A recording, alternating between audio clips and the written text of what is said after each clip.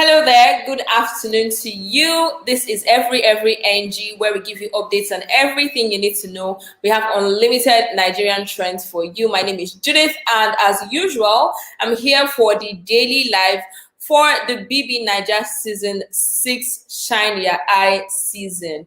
And the housemates have been up to quite a lot today. Remember that I came this morning to kind of give you the roundup of what happened yesterday. But trust me, my gist for today, because fights have happened, gossips there's even a task pending. There's just so much that's going on, and I'm going to give you all the updates now. Now, let's start from the fact that this morning, Pere and Boma were having I wouldn't call that a conversation. It was gossip because they were literally just in one corner, whispering in hushed tones in the garden and talking about like all the ships in the house, all the housemates, who they trust, who they don't trust, who they think is pretending. And I'm like, wow, this is interesting, right? So Pere was talking about Sam and Angel. Sam and Angel have been the topic of discussion for the housemates for like 2 days now, because Sam has literally been complaining to everybody who cares to listen that, look, Angel is giving me cold shoulders. I don't understand what's going on. Today she's like, oh, I like you. Tomorrow she's acting weird.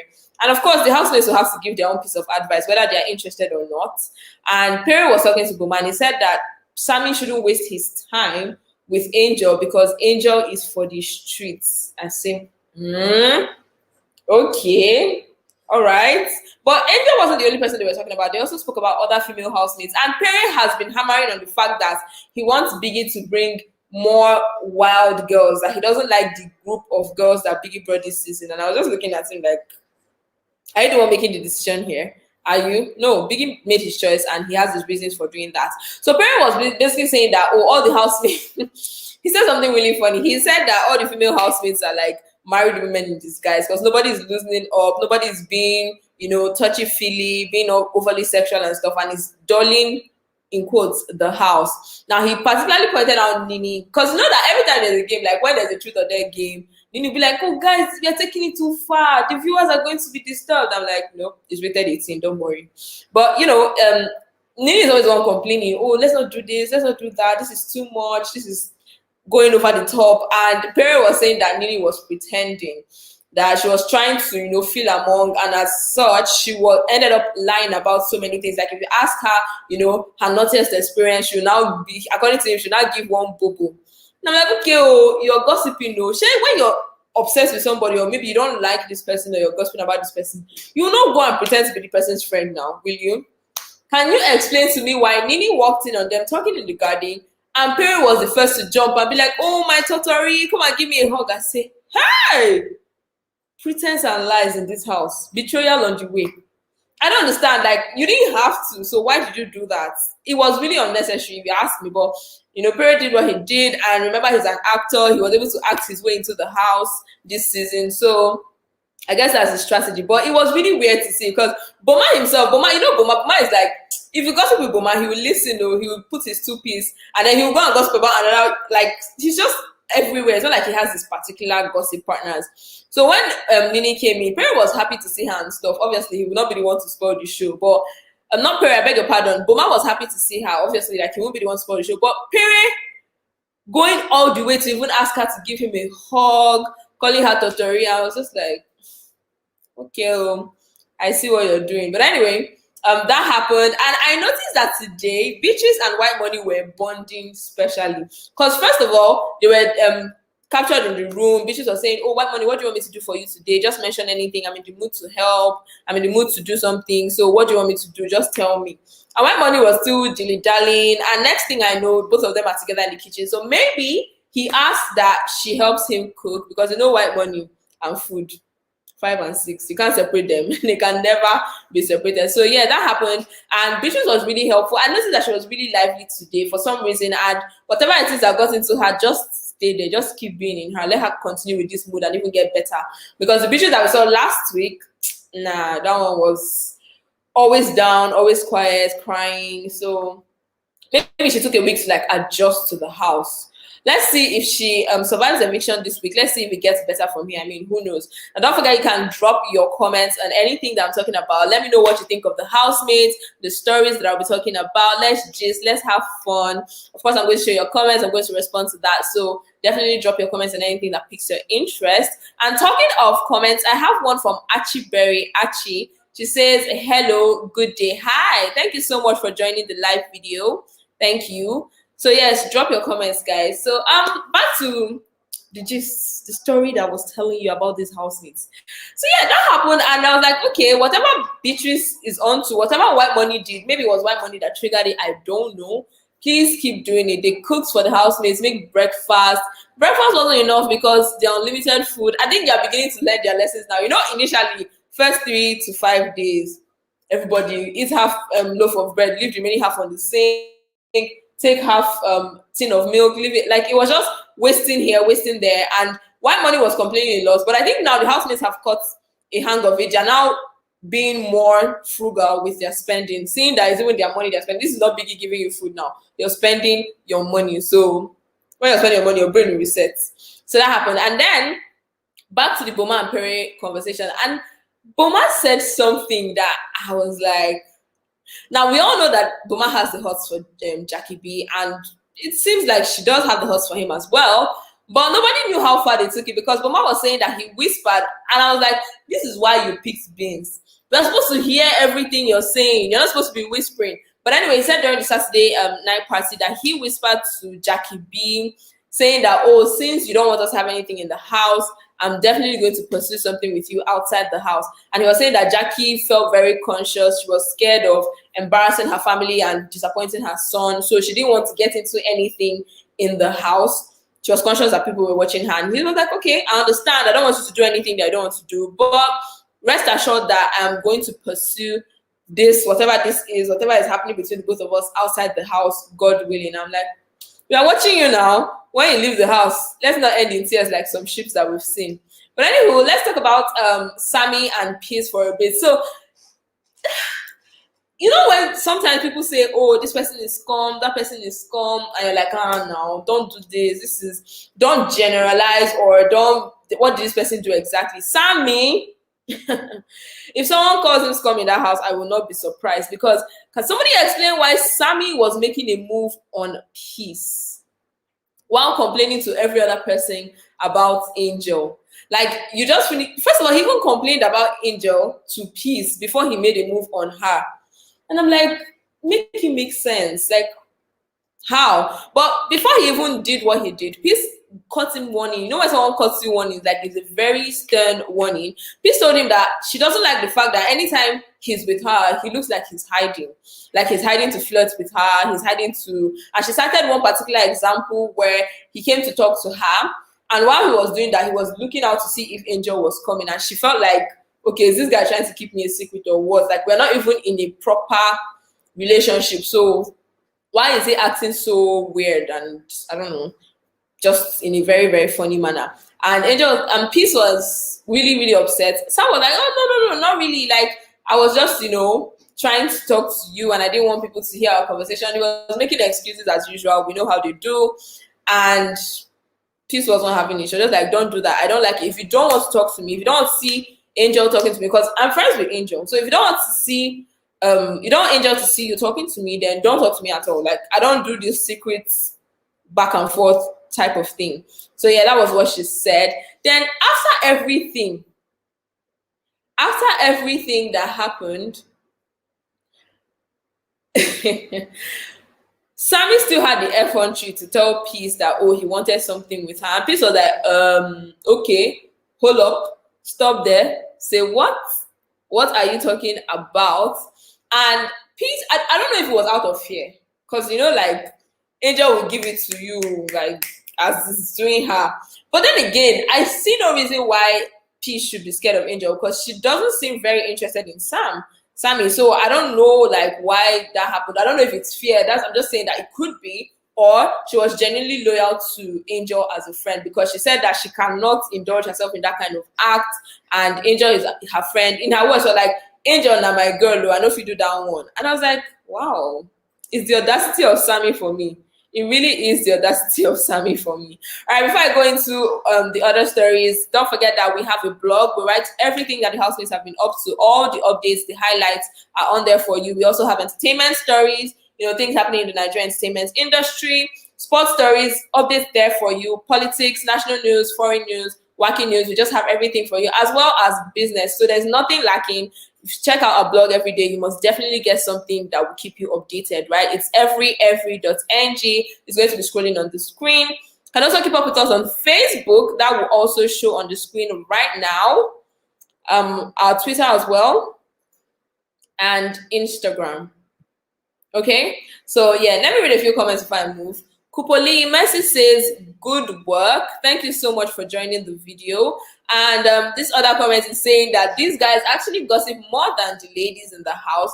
What sort of guys are these? Especially that Pere guy. Trust me, I was shocked when that happened. I was so shocked. I'm like, Pere that's always for me, and I have ego, I'm a big boy, you know, nobody can do me anyhow. You're the one that is gossiping and then pretending when the person walks in. She's not going to beat you, so why do it? Anyway, he did what he did. Oluwasegun Joseph is saying, but what is going on between Sammie and Angel? If you ask me, my brother, I don't know. Because it seemed like they had a ship at first. And then now it's like nothing. Like the way Angel looks at Sammie is like, oh, just one of those housemates. Like they weren't sharing a bed and they weren't, you know, being all cuddly and with each other the first few nights. I don't know what that was all about, but let's see how that evolves. Let's see if it moves on from Sammie and Angel to Sammie and Peace. Although Peace is saying that she's not going to allow that, but you just never tell. You just can never tell. So yes, back to the gist, right? Tega was talking with Boma in the room, and I knew that this was going to happen. This conversation was going to come up because as soon as Biggie revealed the wild cards, everybody was now on guard. Initially, first week, all the housemates were chummy. They trusted themselves, eating out of each other's place. I mean, they still do eat out of each other's place. Nothing considerably different is happening with them. But I know that some other people feel a bit reserved, like they're being a bit more guarded because of everything that's happened. Trust is being broken, you know, because these wild cards were having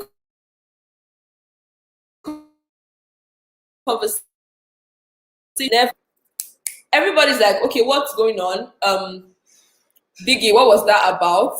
And you know, everybody's just a little bit more guarded now. And Tega actually said it, she was like that the whole wild card situation, that facade, is definitely going to be the beginning of betrayal in the house. And she specifically pointed out, you know, Maria and Pere. She particularly pointed that out, and she said that this is how it used to start. To small, it started with Biggie gave us a task, and then they now end up being the people that are betraying other people in the house. And then she also said that considering what happened, Biggie is definitely going to put more effort into protecting the housemates, which is probably why he said they were the only ones allowed to nominate this week, so that they don't go up for nomination. At least they have an extra week to sell their markets, as they say, right? But Tega was saying that it's very possible that Biggie is going to try and protect the housemates some more, right? Like the wild cards, that's Pere and Maria, because obviously they're like working targets now for the rest of the house. But yeah, that happened. And then she also, isn't this house and gossip 5 and 6? And that Boma somehow is in the center of most of it.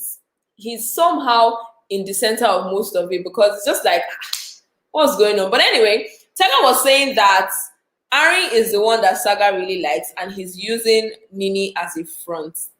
And I don't know how true that is, because Saga never expressed that he liked Ari in that way. I mean, they're cool, they're tight, they're friends, but he never said that he had any sort of romantic feeling for Ari, as opposed to Nini that he expected. Like, he just said it like, "Poha, you're not going to beat me. I actually like you from the first day you stepped in." All that Romeo and Juliet type of thing. Said it. So is it possible that Tega is right? Is it possible that maybe the person that Saga really likes is Aaron, but then Nini seems to be, I don't know, more on brand, or maybe she's just the front? Who knows? But if you think that Tega is right about that, drop a comment for me in the comment section. Let's discuss that. And then after that, the conversation that took everybody by surprise was the one between Liquorose and Emma. I mean, it started off with Liquorose and Emmanuel, but then eventually half of the house joined and just became, it became a lot. It was like shouting here. Maria was escalating situations. People were trying to calm Liquor down. There was just so much happening. Like, they were just trying to talk about their situation, like the thing that was happening between them, whatever was brewing between them. But you know, Aproko will not let them be. People that cannot mind their businesses will not let them be. And that was how it became like a house conversation, like a task, in fact, because everybody was putting their 2 cents. So what Liquorose was concerned about, and I feel like the root of this may be the fact that Liquorose liked Emmanuel and she did not expect that he would put her up as a wild card.